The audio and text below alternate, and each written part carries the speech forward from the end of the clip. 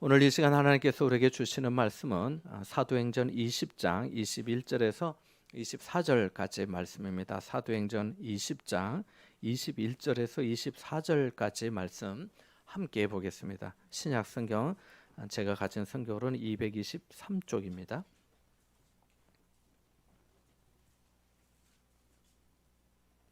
화면에도 나오니까요. 함께 보시면 좋겠습니다. 같이 봅니다. 시작. 유대인과 헬라인들에게 하나님께 대한 회개와 우리 주 예수 그리스도께 대한 믿음을 증언한 것이라. 보라, 이제 나는 성령에 매여 예루살렘으로 가는데 거기서 무슨 일을 당할는지 알지 못하노라. 오직 성령이 각 성에서 내게 증언하여 결박과 환난이 나를 기다린다 하시나 내가 달려갈 길과 주 예수께 받은 사명 곧 하나님의 은혜의 복음을 증언하는 일을 마치려 하면은 나의 생명조차 조금도 귀한 것으로 여기지 아니하노라. 아멘.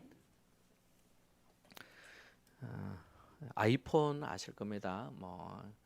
아이폰을 만들어서 애플이라는 회사를 세계적인 기업으로 성장시킨 스티브 잡스가 처음부터 다 잘했던 것은 아닙니다. 아이폰을 내놓기 전에 애플 컴퓨터를 시중에 내놓았지만 사람들의 주목을 크게 끌지 못했습니다. 그래서 이 스티브 잡스가 고민이 많았습니다. 그러던 어느 날 스티브 잡스는 한 사람을 영입하기로 결심합니다. 그는 존 스컬리라고 하는 사람인데 이 사람은 38살에 펩시콜라 회사의 사장이 되어서 독특한 광고 전략으로 당시 1위였던, 물론 지금도 1위긴 합니다만 그때 당시에 1위였던 코카콜라를 추락시킨 장본인이었습니다. 펩시콜라 광고로 코카콜라를 뛰어넘게 만들었으니 그는 이미 충분한 명예와 재산을 소유하고 있었습니다. 그래서 스티브 잡스가 찾아와서 자기 회사를 좀 도와달라고 했지만은 새삼스럽게 옮길 이유가 없었습니다. 하지만 스티브 잡스는 충분한 보상과 예우를 약속하면서 설득을 하였습니다. 그런데 아무리 해도 안 되니까 당시 44살이었던 스컬리에게 마지막 승부수로 이렇게 말했습니다. 당신은 설탕물이나 팔면서 여생을 허비하겠습니까? 아니면 세상을 바꾸는 일에 자신을 투신해 보시겠습니까? 라고 말합니다. 존 스컬리는 이 말에 스티브 잡스의 제안을 수용하기로 결정하였습니다. 그는 설탕물을 파는 것에서 세상을 좀 더 나은 방향으로 변화시키는 일에 뛰어든 겁니다. 우리나라가 자랑하는 세계적인 명연주자, 이 명연주자를 마에스트로라고도 말하는데 이 명연주자 정명훈 씨는 현재 KBS 교향악단 계관주의자로 있고, 또 지난 3월 13일 일주일 전이죠. 월요일인데 이탈리아의 세계적인 오케스트라 나스칼라 필하모닉 오케스트라 단원의 명예주의자로 위촉되었습니다. 라스칼라 역사상 명예주의자로 위촉된 것은 정명훈 씨가 최초이고 유일하다고 합니다. 그의 실력이 세계적으로 인정받고 있다는 거지요. 그런데 예전에 그는 이런 말을 했습니다. 나는 라스칼라보다는 아프리카에 가 있는 것이 더 좋다라고 말합니다. 그가 이런 말을 한 것은 자신이 개발도상국 아동의 복지 향상을 위해서 설립된 국제연합기구인 유니세프의 친선 대사였기 때문입니다. 아프리카에 가서 가난과 굶주림 또 질병에 처한 아이들을 돌보는 일이 더 의미 있는 일이고 가치 있는 일이라고 여겼기 때문입니다. 그는 자신이 세계적으로 인정받는 주의자이지만은 지극히 작은 자 한 사람에게, 그 지극히 작은 자 하나에게 한 것이 곧 내게 한 것이라는 주님의 말씀을 따라 섬기는 삶을 더 좋아했던 겁니다. 지금은 부산의 병원 문을 닫았습니다만은 부산 침례병원의 병원장을 역임하시고 왈레스 병원을 맡아 일하셨던 김성진 박사도 그렇습니다. 그는 80세가 넘는 나이에 중국의 산둥성 칭다오, 청도라고 하지요.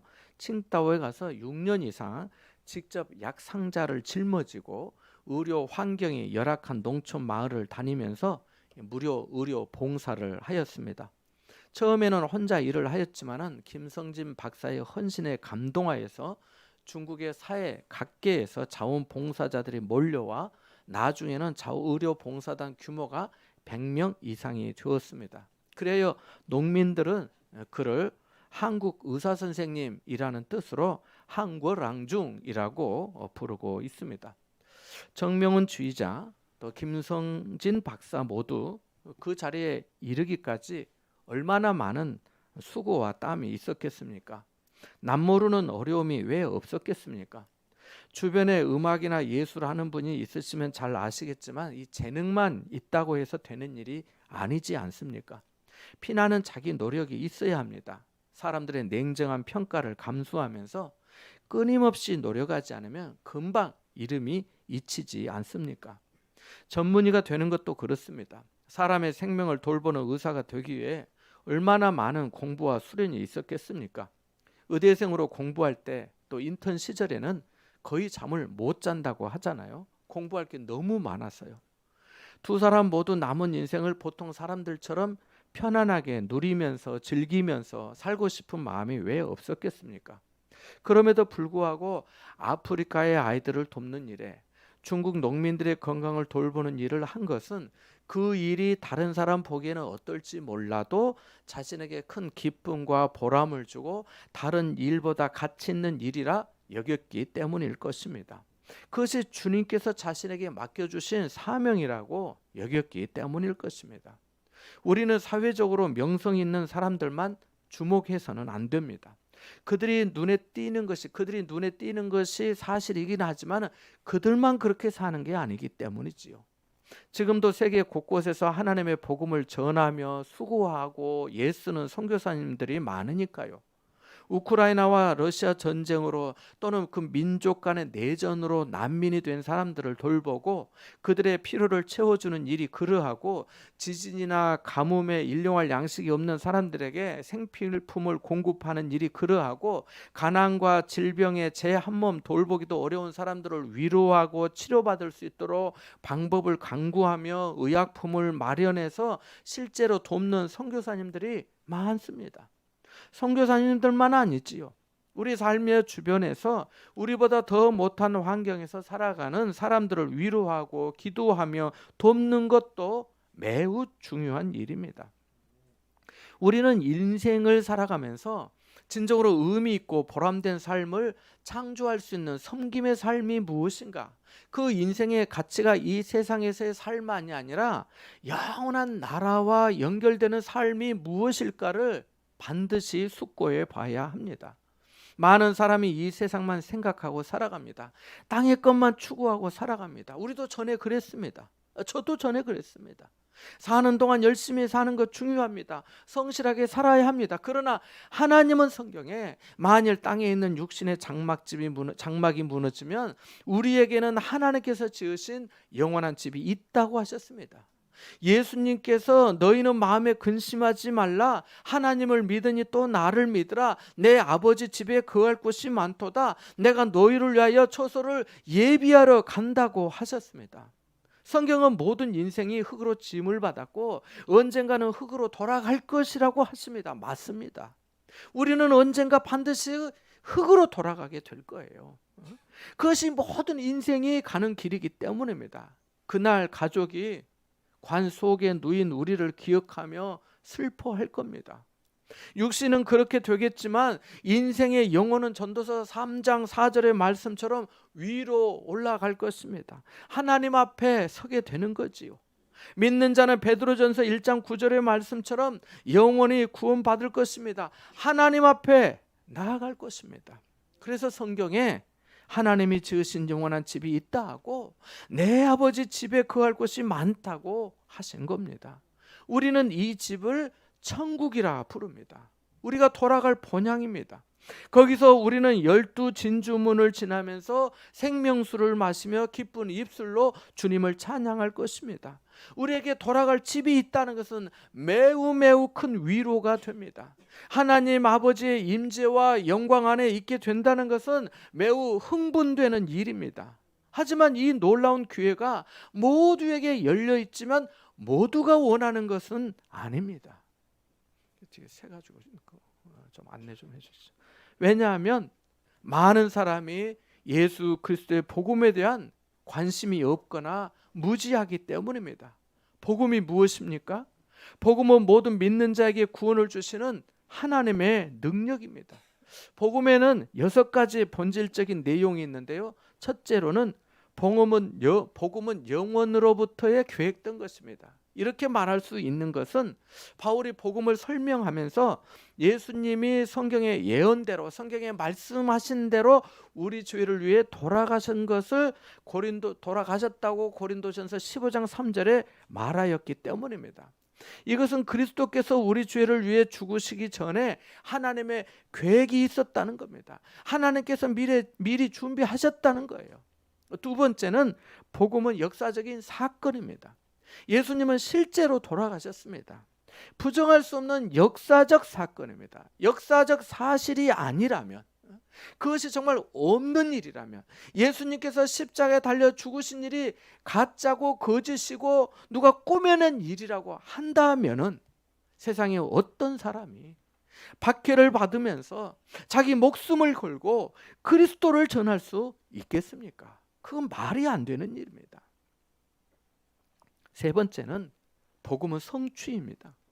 예수 그리스도께서 십자가의 죽으심으로 말미암아 인류의 죄의 값이 지불되었고 하나님의 의가 실현되었기 때문입니다. 그리스도는 완전한 순종으로 완전한 속죄물이 되셨습니다. 네 번째는 복음은 이 세상에 값없이 주신 선물입니다. 에베소서 2장 8절 9절에 보니까 너희는 그 은혜에 의하여 믿음으로 말미암아 구원을 받았으니 이것은 너희에게서 난 것이 아니요 하나님의 선물이라. 행위에서 난 것이 아니니 이는 누구든지 자랑하지 못하게 함이라고 하였습니다. 만일 값없이 주신 선물이 아니라면 복음은 무의미합니다. 믿음이 아닌 행위로 얻는 것이라면 복음은 의미가 없을 것입니다.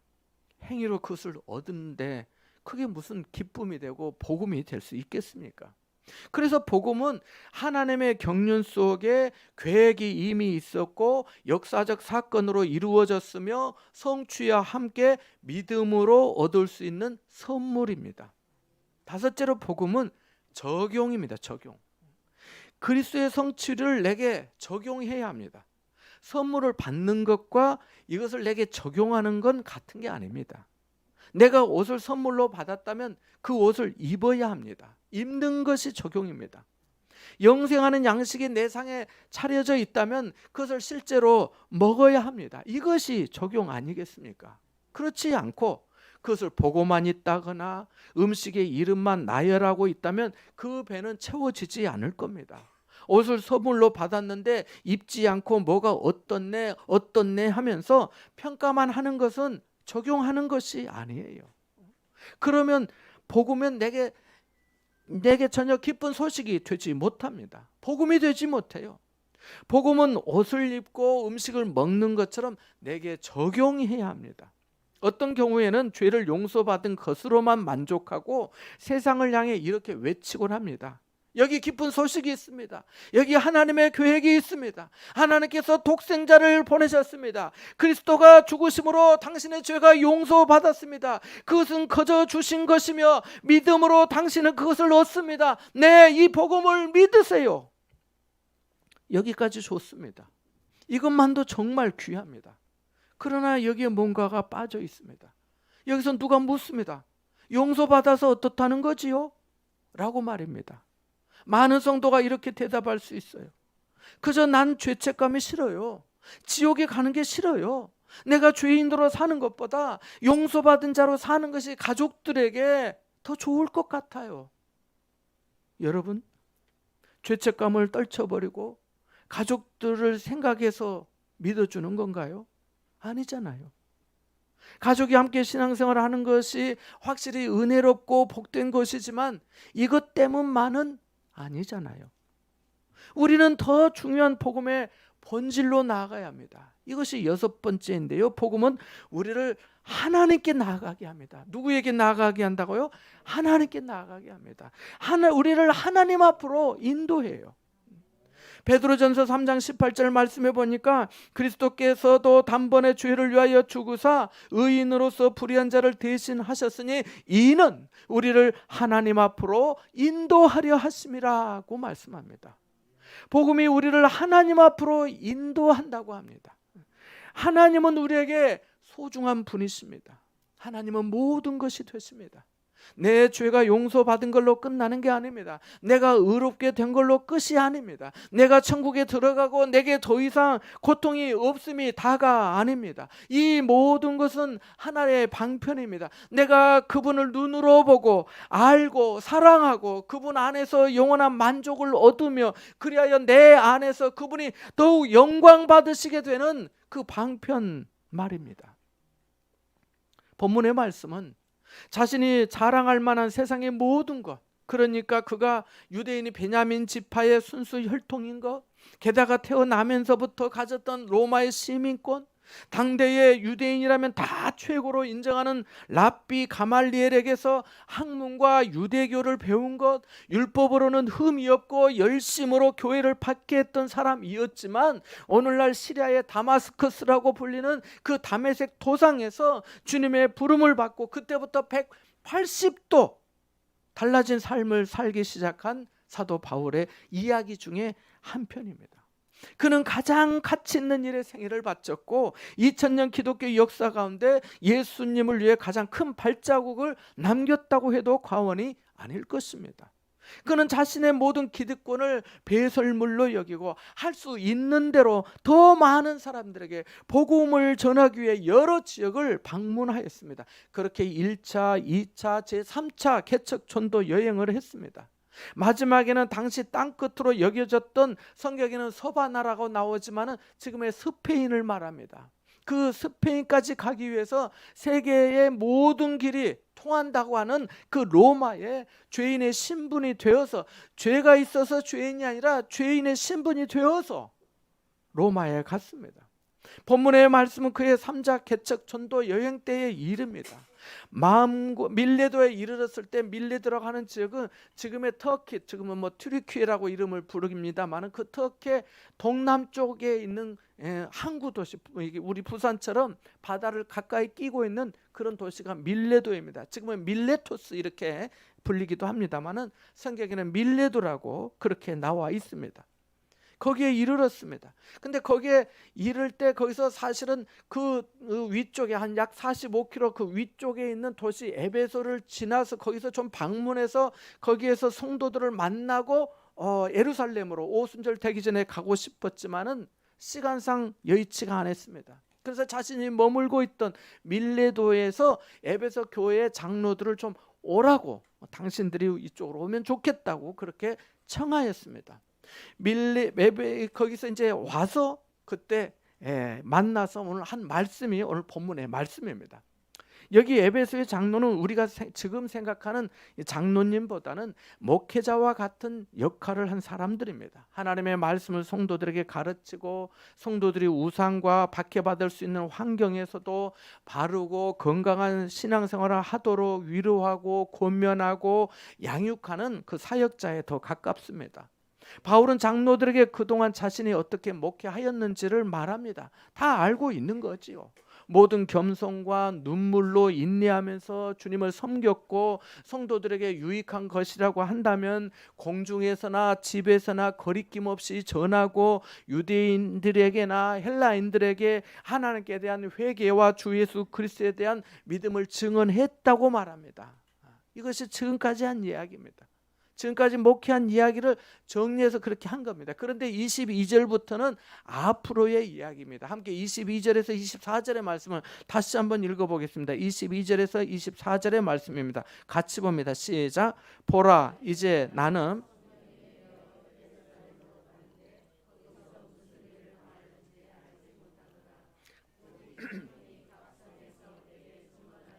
결박과 환난이 나를 기다린다 하시나 내가 달려갈 길과 주 예수께 받은 사명 곧 하나님의 은혜의 복음을 증언하는 일을 마치려 하면은 나의 생명조차 조금도 귀한 것으로 여기지 아니하노라. 아멘.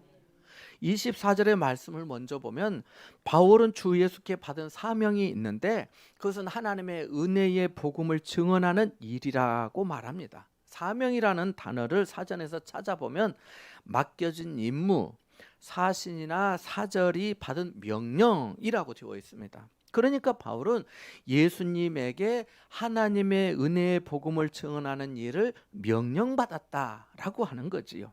그런데 주목할 내용이 있습니다.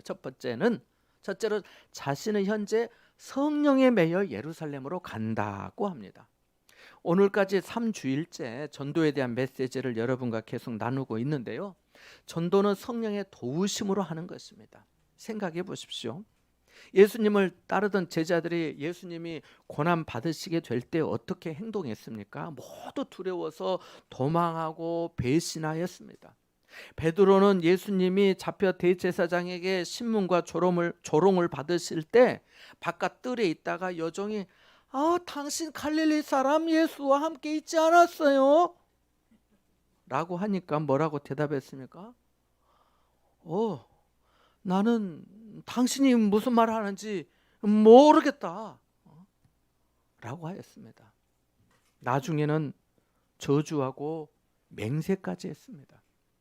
그랬던 사람이 예수님이 승천하신 후 다른 제자들과 함께 기도하다가 성령이 강하고 급한 바람처럼 임하니까 그때부터 담대하게 예수는 하나님의 아들이시라고 죄를 회개하고 주 예수 그리스도의 이름으로 세례를 받으라고 외치게 되지 않았습니까? 우리가 전도해야 하는데 전도하려면 성령의 도우심을 구해야 합니다. 성령은 우리에게 지혜와 용기를 주시고 상대방의 마음을 열어주시기 때문입니다. 아버지 집으로 돌아올 걸음을 주시기 때문입니다. 둘째로 바울은 성령의 계시를 받았다고 합니다. 성령에 매여서 예루살렘으로 가는데 거기서 무슨 일을 당할는지 모른다고 하면서 성령의 계시를 받았는데 무슨 계시냐면 성령께서 각 성에서 내게 증언하여 결박과 환난이 나를 기다린다고 알려주셨다고 합니다. 그러니까 성령의 계시를 받았는데 바울이 예루살렘에 가게 되면 결박과 환난을 당할 거라는 겁니다. 가게 되면 가시밭길이고 어려움을 당하고 결박당하여 자유롭지 못할 것이며 이 외에도 생각지도 못한 고난과 환난이 있을 거라는 거예요. 애고편이 좋지가 않습니다. 고생길이 눈에 환합니다. 사실 바울은 이미 고난을 많이 겪었습니다. 고린도후서 1장에 보면 자신이 아시아에서 당한 환난에서 그 당한 환난 때문에 살 소망까지 끊어지고 사형 선고를 받은 줄 알았다고 합니다. 고난과 환난이 얼마나 심했으면, 얼마나 그 고통이 대단했으면 이렇게 말했겠습니까? 이 정도 되면 물러서고 싶고 회피하고 싶지 않겠습니까? 아니면 이번에는 나 말고 다른 사람이 좀 대신 가줬으면 좋겠다고 의견을 내고 싶지 않겠습니까? 만일 우리라면, 여러분이라면 이러한 성령의 계시를 받고도 갈 수 있겠습니까? 아마 쉽지 않을 겁니다. 하지만 바울은 물러서지 않았습니다. 피하지 않았습니다. 포기하지 않았습니다. 이것이 세 번째로 우리가 주목할 내용입니다. 그가 내가 달려갈 길과 주 예수께 받은 사명 곧 하나님의 은혜의 복음을 증언하는 일을 마치려 하면은 나의 생명조차 조금도 귀한 것으로 여기지 아니하노라고 하였기 때문입니다. 세상에 자기 목숨 귀한 줄 모르는 사람이 어디 있겠습니까? 우리가 지나가다가 차만 이렇게 와도 하면서 놀라지 않습니까? 바울은 사명을 완수하고 싶었습니다. 자기에게 주신 은혜를 따라서 마지막까지 최선을 다하고 싶었습니다. 브라질에서 벤틀리 자동차를 땅에 묻으려고 하는 사건이 있었습니다. 실화예요. 브라질의 갑부 치퀴노 스카르파가 최소 3억 원이 넘는 이 벤틀리 세단 승용차 아시죠? 벤틀리라고 하는 그 비싼 차, 제가 검색해 보니까 싸도 3억 원이 넘더라고요. 어마어마하게 비싼 차예요. 근데 이 벤틀리를 땅에 묻는 장례식을 한다고 우리로 치면 카카오톡 같은 이 SNS에 올렸습니다. 그리고 크게 판 구덩이 앞에서 삽을 들고 서서 이 벤틀리 차와 함께 사진을 찍어서 올렸습니다. 그러니까 그것을 이제 보는 사람들이 많지 않겠어요? 세상에 그 비싼 차를 땅에 묻는 게 말이 되냐? 돈이 많아서 개념을 상실했구나 하는 엄청난 비판이 쏟아졌습니다. 이렇게 반응이 폭발적이다 보니까 브라질의 거의 모든 주요 매체들은 취재팀을 벤틀리 장례식장에 보냈습니다. 이윽고 스카르파는 벤틀리를 구덩이에 넣었습니다. 정말로 넣었어요. 취재팀은 비싼 벤틀리가 구덩이에 들어가자 사진을 찍고 기자들은 이 사건을 보도하기 시작했습니다. 스카르파는 흙을 덮기 위한 첫 삽을 뜨다가 기자들을 보고 이렇게 말했습니다. 나는 여러분에게 궁금한 것이 하나 있습니다. 벤틀리를 땅에 묻는 것은 말이 안 된다고 생각하면서 누군가의 생명을 살릴 수 있는 장기는 왜 땅에 묻는 것이죠? 여러분의 장기를 땅에 묻지 않고 기증하면 수많은 사람들을 살릴 수 있습니다. 벤틀리 장례식은 정말 차를 땅속에 묻으려 한 것이 아니라 장기 기증 운동에 많은 사람의 관심과 참여를 이끌어내기 위해 계획한 노이즈 마케팅이었던 것입니다. 이후 한 달 동안 브라질에서는 장기 기증이 그 전에 비해서 31.5%나 증가했다고 합니다. 제가 오늘 30만 원짜리 없어요. 제가 오늘 30만 원짜리 호텔 식권을 찢어버린다고 하면은 그 아까운 것을 왜 버리느냐고, 그럴 것이면 차라리 나에게 주면 안 되겠느냐고 하는 사람들이 있을 겁니다. 맞습니다. 그건 아까운 일입니다. 30만 원 식권도 아깝고 3억 원이 넘는 벤틀리도 아깝습니다. 하물며 천하보다 귀한 한 영혼은 얼마나 귀하겠습니까? 우리 가족의 영혼이 얼마나 소중합니까? 찰스 스펄전은 은혜가 혈육에 있는 것이 아니고 거듭남이 혈통과 출생에 의한 것은 아니지만은 그러한 일들이 자주 일어나고 있다. 하나님께서는 가족 가운데 한 사람을 통하여 나머지 가족들을 하나님께로 이끄실 때가 많다라고 하였습니다. 아직 가족 중에 하나님 아버지께 돌아오지 못한 사람이 있습니까? 성령의 도우심을 기도하십시오. 주님 앞에 나오지 못하도록 하는 장애물을 제거해 주시도록 계속 기도하십시오. 믿지 아니하는 식구의 마음을 혼미하게 하여 그리스도의 영광의 복음의 광채가 비치지 못하게 하는 그 어둠의 권세가 물러가도록 기도하시기 바랍니다.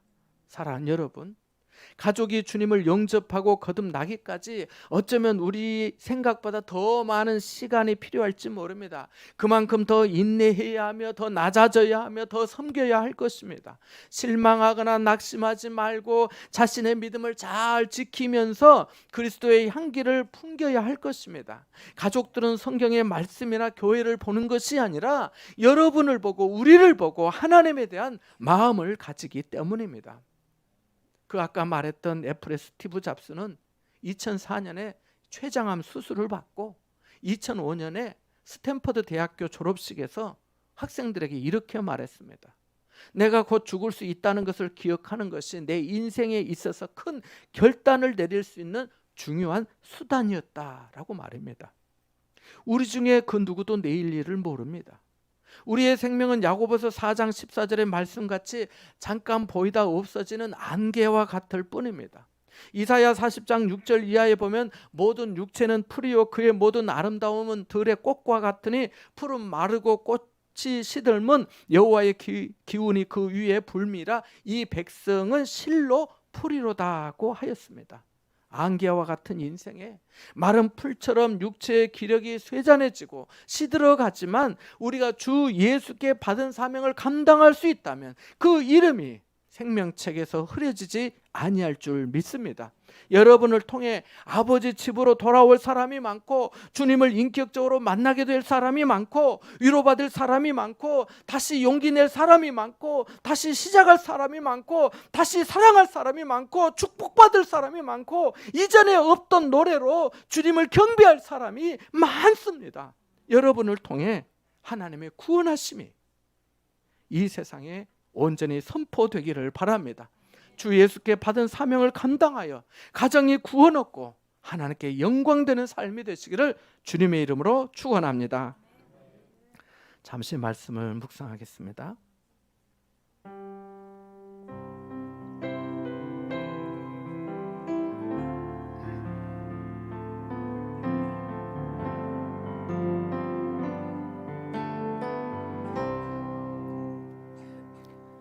하나님 아버지, 은혜와 사랑에 감사드립니다.